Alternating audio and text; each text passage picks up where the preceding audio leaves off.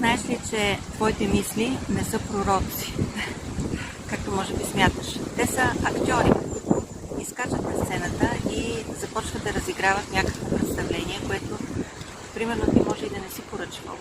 А ти се опитваш да избягаш от тях или да се скриеш, забравяйки, че театърът всъщност е твой. Мислите се хранят с твоето внимание. Колкото повече внимание им даваш, толкова по-реални стават те. И ако започнеш да им вярваш като наистина, те се проявяват в твоята 3D реалност. Но сами по себе си мислите не могат нищо. Това е просто шум, квантовото съзнание. Те не могат да управляват живота ти. Ако обаче ти не ги назначиш на ръководна длъжност. Така че всички страхове, съмнения, негативни мисли за теб самия или за света са просто мисли. И само ти избираш дали да пуснеш тези актьори на своята сцена. По същия начин можеш да избереш и други, като напишеш своя уникален сценарий.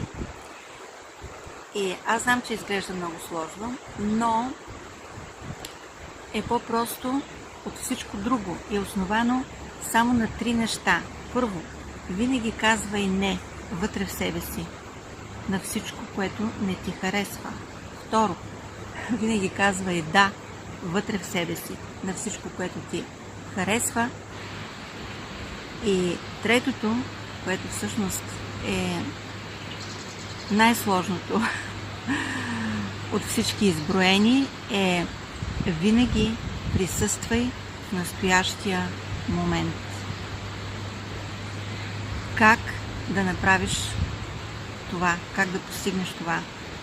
В моята програма Получавай лесно един от основните акценти е именно този. Как да се научиш да присъстваш в настоящия момент, където всъщност се случва всичко и където се намира пулта за управление на собствената ти реалност. И на този пулт можеш да застанеш само ти, защото той е направен лично за теб. Чети в описанието подробности за програмата, както и за другите актуални обучения. И ако желаеш, продължаваме заедно.